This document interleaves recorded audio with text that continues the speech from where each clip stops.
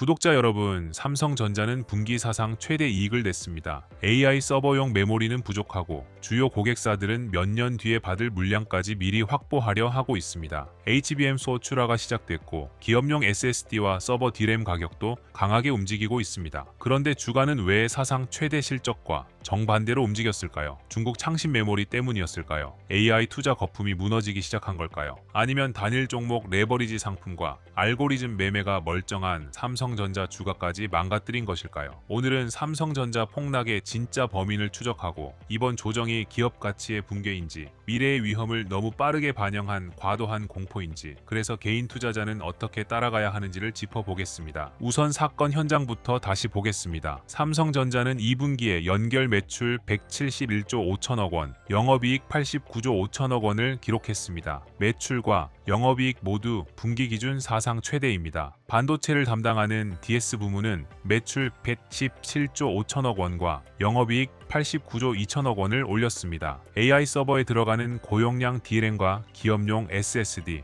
HBM 판매가 늘었고 메모리 가격 상승까지 겹쳤습니다. 일반적으로 기업이 역사상 가장 많은 돈을 벌면 주가는 그 실적을 따라 올라가야 합니다. 하지만 이번에는 실적 발표가 주가의 안전판이 되지 못했습니다. 바로 이 지점에서 많은 투자자가 혼란에 빠졌습니다. 실적이 가짜였던 것도 아닌데 시장은 왜 삼성전자의 주식을 서둘러 팔았을까요? 주식 시장은 오늘 벌어들인 돈보다 내년에 벌어들일 돈을 먼저 평가합니다. 더 정확히 말하면 지금의 이익이 얼마나 오래 지속될지를 계산해 가격표를 붙입니다. 삼성전자의 이번 실적이 아무리 커도 시장이 이 이익을 일시적인 고점으로 판단한다면 높은 평가를 받을 수 없습니다. 반대로 현재 이익이 다소 부족하더라도 앞으로 수년 동안 성장할 가능성이 높다면 주가는 먼저 오를 수 있습니다. 이번 삼성전자 급락은 현재 실적이 무너졌기 때문에 발생한 것이 아닙니다. 시장이 삼성전자 이익의 지속 기간에 의문을 제기하면서 미래 이익에 붙이던 가격표를 갑자기 낮춘 사건에 가깝습니다. 그렇다면 시장은 무엇을 의심하기 시작했을까요? 여기에는 3명의 용의자가 있습니다. AI 투자 수익성, 중국의 공급 확대, 그리고 과도한 레버리지입니다. 첫 번째 용의자는 AI 투자에 대한 의심입니다. 마이크로소프트와 아마존, 메타, 구글 같은 하이퍼스케일러는 AI 데이터 센터 건설에 막대한 자금을 투입하고 있습니다. 이 투자가 계속되는 동안에는 AI 가속기와 HBM, 서버 D램, 기업용 SSD의 수요도 강하게 유지될 수 있습니다. 삼성전자와 SK 하이닉스가 기록적인 실적을 내는 가장 중요한 배경이죠. 하지만 투자 규모가 커질수록 월가의 질문도 달라지고 있습니다. 이제는 AI에 얼마나 많은 돈을 쓰느냐보다 그 투자로 얼마의 매출과 현금 흐름을 만들어냈느냐를 묻습니다. 데이터 센터를 지을 때는 현금이 먼저 빠져나가지만 AI 서비스의 매출은 시간을 두고 발생합니다. 투자와 회수 사이의 간격이 길어지면 아무리 자금력이 강한 기업이라도 지출 속도를 조절할 수밖에 없습니다. 그렇다고 AI 투자 전체가 무너지고 있다고 단정할 증거도 부족합니다. 주요 클라우드 기업의 AI 관련 매출은 여전히 빠르게 늘고 있고 데이터 센터에 필요한 반도체와 전력 장비 주문도 이어지고 있습니다. AI가 발표 자료에만 존재하는 미래 산업이 아니라 실제 클라우드 사용량과 소프트웨어 매출을 만들어내기 시작한 겁니다. 삼성전자 입장에서 중요한 것은 AI 서비스 기업 한 곳의 주가가 오르고 내리는 것이 아닙니다. 하이퍼스케일러의 영업 현금 흐름이 데이터 센터 투자를 계속 감당할 수 있는지가 핵심입니다. AI 서비스 매출이 설비 투자를 따라오면 메모리 부족은 장기화될 수 있습니다. 반대로 매출 성장이 둔화되는데 투자비만 늘어나면 고객사들은 주문 시기와 수량을 조정할 겁니다. AI 거품론은 아직 확정된 범인이 아니라 계속 신문해야 할 용의자입니다. 두 번째 용의자는 높은 금리입니다. 반도체처럼 앞으로 벌어들일 이익을 먼저 반영하는 기업은 국채 금리가 오를수록 불리해집니다. 미래의 이익을 현재 가치로 환산할 때 적용되는 할인율이 높아지기 때문입니다. 여기에 데이터 센터 건설비와 전력망 투자비, 냉각 설비 비용까지 상승하면 AI 기업의 자금 조달 부담도 커집니다. 삼성전자가 메모리를 잘 만들고 있어도 고객사가 데이터 센터 건설 속도를 늦추면 주문 증가율은 떨어질 수 있습니다. 유가와 임금, 관세가 다시 물가를 자극하면 금리가 예상보다 오랫동안 높은 수준에 머물 가능성도 있습니다. 시장이 삼성전자의 이번 분기 실적보다 미국 금리와 하이퍼스케일러의 현금 흐름을 더 민감하게 바라보는 이유입니다. 현재의 메모리 부족보다 그 부족을 만든 투자가 언제까지 지속될지가 중요해진 겁니다. 세 번째 용의자는 중국 창신 메모리입니다. 창신 메모리는 중국 최대 DRAM 기업입니다. 기존에는 삼성전자와 SK 하이닉스, 마이크론보다 생산 규모와 기술 수준에서 상당한 차이가 있었지만 최근에는 상황이 빠르게 달라지고 있습니다. 창신 메모리는 베이징의 두 번째 12인치 DRAM 공장 건설을 추진하고 있습니다. 상하이와 허페이에서도 신규 프로젝트가 진행되고 있고 계획된 시설이 모두 가동되면 전체 생산 능력이 지금보다 2배 이상 늘어날 가능성이 거론됩니다. 삼성전자와 SK 하이닉스, 마이크론이 세계 DRAM 시장의 약 90%를 차지하고 있는 상황에서 새로운 대형 공급자가 등장하는 겁니다. 주식시장은 공장이 완공된 뒤가 아니라 증설 계획이 발표되는 순간부터 미래 공급 증가를 반영합니다. 창신 메모리가 특히 두려운 이유는 단순히 공장을 많이 짓기 때문만은 아닙니다. 중국 정부와 지방 정부, 국유 자금의 지원을 바탕으로 단기 수익성보다 반도체 자립을 우선할 수 있기 때문입니다. 시장 가격이 떨어져도 생산량을 빠르게 줄이지 않고 점유율 확대를 선택할 가능성이 있습니다. 이런 기업이 범용 DRAM 공급을 공격적으로 늘리면 가격 경쟁에 민감한 PC와 스마트폰, 일반 서버 시장부터 압박을 받을 수 있습니다. 삼성전자가 HBM에서 높은 수익을 올려도 범용 DRAM 가격이 크게 떨어지면 전체 메모리 이익의 변동성은 다시 커집니다. 그래서 시장은 창신 메모리의 현재 생산량보다 앞으로 어떤 방식으로 가격을 결정할지를 경계합니다. 이것은 단순한 경쟁사의 증설이 아니라 메모리 시장의 가격 규칙이 바뀔 수 있다는 우려입니다. 그러나 공장 건설 계획과 실제 반도체 공급은 같은 의미가 아닙니다. 공장을 짓고 장비를 설치한 뒤 시험 생산을 거쳐 수율을 안정시키기까지는 상당한 시간이 필요합니다. 웨이퍼 투입량이 늘어도 판매 가능한 칩의 비율이 낮으면 실질적인 공급 충격은 제한됩니다. 창신 메모리는 범용 DRAM에서 빠르게 성장하고 있지만 최첨단 DDR5와 HBM에서는 여전히 해결해야 할 기술적 과제가 있습니다. 미국의 반도체 장비 규제도 미세 공정 전환 속도에 영향을 줄 수 있습니다. 따라서 계획된 생산 능력을 모두 곧바로 시장에 풀리는 공급으로 계산해서는 안 됩니다. 주식시장은 미래 위험을 선반영하지만 그 과정에서 공장 건설 속도와 수율 개선 가능성을 지나치게 낙관하거나 비관할 수 있습니다. 창신 메모리의 증설은 분명한 위험이지만 삼성전자의 이익을 당장 무너뜨린 확정 판결은 아닙니다. 더 중요한 것은 범용 DRAM과 HBM을 구분해서 봐야 한다는 점입니다. 범용 DRAM은 같은 규격 안에서 가격과 생산 원가에 영향이 큽니다. 중국 기업이 일정 수준 이상의 품질을 확보하고 공급량을 늘리면 가격 경쟁이 빠르게 나타날 수 있습니다. 반면 HBM은 단순히 DRAM 칩을 많이 생산한다고 바로 공급할 수 있는 제품이 아닙니다. 고성능 DRAM 공정과 적층 기술, 발열 제어, 첨단 패키징, 고객사 인증이 동시에 필요합니다. AI 가속기마다 요구하는 성능과 전력 효율도 달라 고객 맞춤형 설계 능력까지 중요합니다. 창신 메모리가 범용 DRAM 시장에서는 위협적인 공급자가 될 수 있지만 곧바로 삼성전자와 SK 하이닉스의 HBM 고객을 빼앗는다고 보는 것은 지나친 해석입니다. 앞으로 메모리 시장은 범용 제품과 AI용 고부가 제품의 가격 흐름이 더욱 다르게 움직일 가능성이 큽니다. 삼성전자가 HBM4의 속도를 내는 이유도 여기에 있습니다. 삼성전자는 HBM4 양산과 상업 출하를 시작했고 하반기에는 HBM4E와 고객 맞춤형 HBM으로 공급 범위를 넓히고 있습니다. HBM4는 기존 제품보다 데이터 전송 속도와 대역폭, 전력 효율이 개선된 차세대 AI 메모리입니다. 삼성전자는 메모리 공정뿐 아니라 HBM의 베이스 다이를 생산할 수 있는 파운드리와 첨단 패키징 역량도 함께 보유하고 있습니다. 이 구조가 고객사의 요구에 맞는 제품을 빠르게 설계하고 공급할 수 있는 경쟁력으로 연결된다면 범용 DRAM 가격 하락의 충격을 일부 상쇄할 수 있습니다. 하지만 기술 발표만으로는 충분하지 않습니다. 실제 고객 인증과 양산 수율, 공급량과 매출이 함께 증가해야 시장도 삼성전자의 HBM 경쟁력 회복을 인정할 겁니다. 삼성전자가 추진하는 장기 공급 계약도 중요한 방어 장치입니다. 과거 메모리 산업은 수요가 늘면 생산업체가 공장을 증설하고 공급이 넘치면 가격이 폭락하는 순환 순환을 반복했습니다. 이 때문에 메모리 기업은 실적이 좋아질수록 오히려 다음 불황을 의심받았습니다. 하지만 고객사가 3년에서 5년 동안 받을 물량을 미리 예약하고 선수금과 가격 하한선까지 합의한다면 상황이 달라집니다. 삼성전자는 전체 메모리 생산 능력의 약 3분의 1을 이런 장기 계약으로 운영하는 방향을 추진하고 있습니다. 계약 비중이 실제로 확대되면 분기마다 현물 가격에 따라 실적이 급변하던 구조를 완화할 수 있습니다. 메모리 기업이 시장 가격을 그대로 받아들이는 경기 민감주에서 수주 잔고를 가진 AI 인프라 공급자로 이동할 가능성이 생기는 겁니다. 다만 장기 공급 계약이 무조건 삼성전자에 유리한 것은 아닙니다. 메모리 가격이 예상보다 크게 오르면 미리 정한 가격 때문에 추가 상승분을 모두 가져가지 못할 수 있습니다. 특정 대형 고객의 주문 비중이 지나치게 높아지면 협상력이 오히려 고객에게 넘어갈 가능성도 있습니다. 계약 물량을 맞추기 위해 설비 투자를 늘렸는데 AI 투자가 둔화되면 고정비 부담이 남을 수도 있습니다. 결국 중요한 것은 계약이라는 단어가 아니라 계약의 내용입니다. 가격 하한선과 선수금이 있는지, 고객이 주문을 취소할 경우 어떤 보상 조항이 있는지, 투자비를 누가 얼마나 부담하는지를 확인해야 합니다. 장기 공급 계약은 메모리 불황을 완전히 없애주는 마법이 아니라 불황의 충격을 줄여주는 안전벨트에 가깝습니다. 삼성전자 실적의 질도 차분히 분리해서 볼 필요가 있습니다.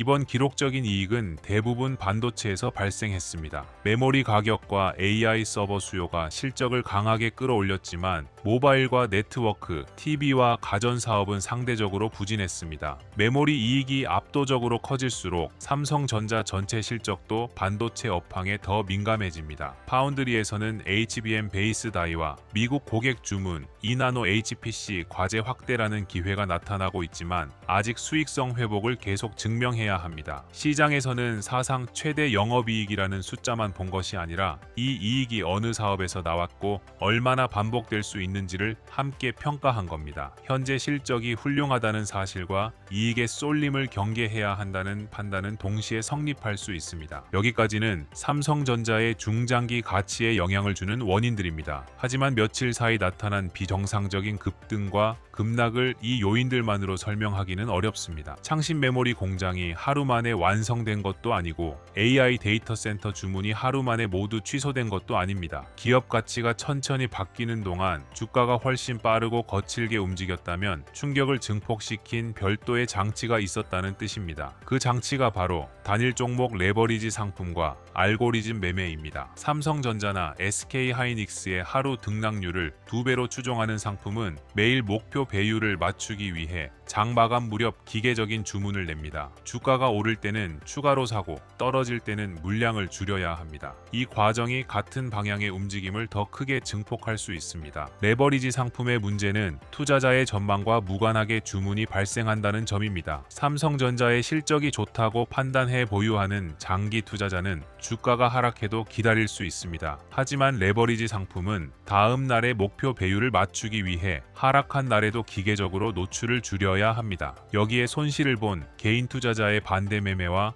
헤지펀드의 차입 축소, 외국계 알고리즘의 추세 추종 주문이 겹치면 매도가 또 다른 매도를 부릅니다. 반대로 매도 물량이 소진되는 순간에는 숏커버와 레버리지 재매수가 동시에 들어오면서 주가가 비정상적으로 튈 수 있습니다. 기업의 미래가 하루 만에 좋아졌다가 나빠진 것이 아닙니다. 같은 기업을 대상으로 한 금융상품의 구조가 하루의 충격을 여러 배로 확대하고 있는 겁니다. 특히 주가가 너무 빠르게 상승한 뒤에는 중간 가격대의 매물층이 얇아집니다. 충분한 거래를 거치며 새로운 주주가 들어온 구간이 아니라 주가가 짧은 시간에 통과한 빈 공간이 만들어지는 겁니다. 이런 구간에서는 작은 매수세만 들어와도 주가가 급등하지만 매수 주문이 사라지면 지지선 없이 빠르게 밀릴 수 있습니다. 여기에 레버리지 투자자의 손절과 프로그램 매도가 들어오면 과거의 실적이나 목표 주가는 단기적으로 아무런 방어선이 되지 못합니다. 좋은 기업의 주가가 비정상적으로 흔들리는 이유는 좋은 기업이라는 사실이 사라져서가 아닙니다. 가격을 안정시킬 장기 매수자보다 당장 위험을 줄여야 하는 단기 자금이 더 많아졌기 때문입니다. 폭락의 크기를 이해하려면 기업 분석과 함께 시장의 부채 구조를 봐야 합니다. 그렇다면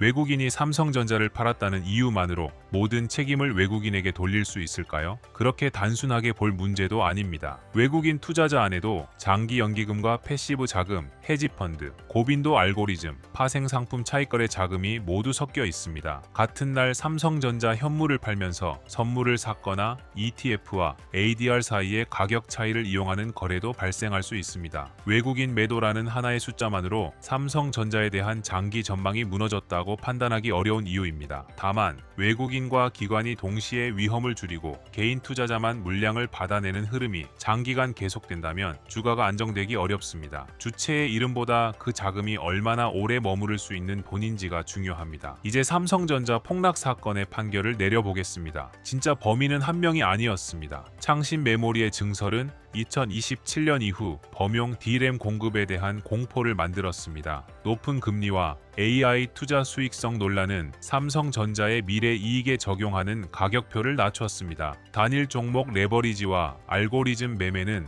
이 불안을 며칠 사이에 급등락으로 증폭했습니다. 중장기 할인 요인을 만든 것은 중국 공급과 AI 투자비, 높은 금리였습니다. 하지만 멀쩡한 기업의 주가를 짧은 시간에 비정상적으로 흔든 직접적인 증폭 장치는 과도한 레버리지와 얇아진 매물대였습니다. 실적이 무너져서 폭락한 것이 아니라 미래 이익에 대한 의심이 생긴 시장에서 빚을 낸 자금이 한꺼번에 출구로 몰린 겁니다. 그렇다면 이번 하락은 모두 과도한 공포였을까요? 그렇게 결론 내리는 것도 위험합니다. 삼성전자의 현재 이익은 강하지만 창신 메모리의 공급 확대와 AI 고객사의 투자 부담은 실제 위험입니다. 다만 몇 년에 걸쳐 확인될 위험을 며칠 만에 모두 반영하려 한 과정에서 주가의 변동폭이 기업 가치의 변화보다 커졌을 가능성이 있습니다. 지금 필요한 것은 무조건 저평가라고 외치거나 반대로 메모리 호황이 끝났다고 단정하는 일이 아닙니다. 현재 실적과 미래 위험 사이에 시장이 어떤 가격을 새로 형성하는지 확인해야 합니다. 폭락했다고 반드시 싸진 것도 아니고 사상 최대 실적을 냈다고 반드시 안전한 것도 아닙니다. 좋은 기업과 좋은 매수 시점은 같은 말이 아닙니다. 앞으로 약세 논리가 틀렸다는 것을 증명하려면 몇 가지 변화가 실제 숫자로 나타나야 합니다. 삼성전자의 HBM4 매출이 계획대로 확대되고 HBM4 2와 고객 맞춤형 제품이 새로운 고객의 인증을 받아야 합니다. 장기 공급 계약이 선언에 머물지 않고 선수금과 가격 하한선을 가진 계약으로 확대돼야 하고요. 기업용 SSD와 서버 D램 주문도 하이퍼스케일러의 설비 투자와 함께 유지돼야 합니다. 반대편에서는 창신 메모리의 신규 공장이 언제 가동되는지, 실제 수율과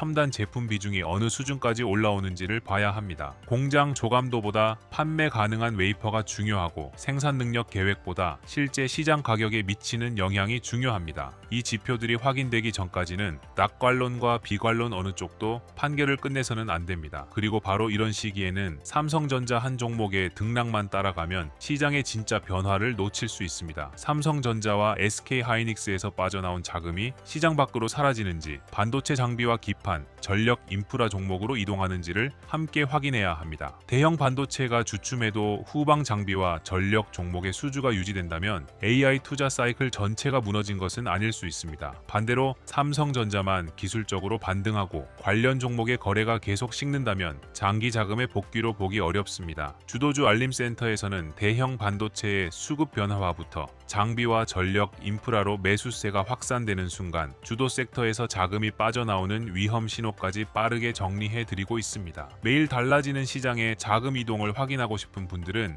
영상 아래 더보기란의 공식 신청 페이지를 확인해 주시기 바랍니다. 기존 삼성전자 현물 보유자는 기업의 장기 전망과 계좌의 위험을 분리해서 판단해야 합니다. 생활 자금이나 대출금이 들어가지 않았고 한 종목의 비중이 과도하지 않다면 공포의 전량을 던질 필요는 없습니다. 사상 최대 실적과 AI 서버 수요, HBM4, 장기 공급 계약이라는 장기 논리는 아직 살아있기 때문입니다. 하지만 삼성전자가 계좌의 절반 이상을 차지하거나 추가 변동성을 감당할 현금이 없다면 대응이 달라져야 합니다. 반등이 나올 때 일부 비중을 줄여 현금을 만드는 전략도 필요합니다. 비중을 줄이는 것은 삼성전자의 미래를 부정하는 행동이 아닙니다. 좋은 기업을 가장 나쁜 순간에 강제로 팔지 않도록 계좌의 생존 가능성을 높이는 행동입니다. 내 평당화는 시장의 지지선이 아니라는 사실도 기억해야 합니다. 단일 종목 레버리지 투자자는 현물 보유자보다 훨씬 보수적으로 대응해야 합니다. 삼성전자가 장기적으로 이전 가격을 회복하더라도 그 과정에서 급등과 급락을 반복하면 레버리지 상품은 손실을 모두 되찾지 못할 수 있습니다. 매일의 리밸런싱과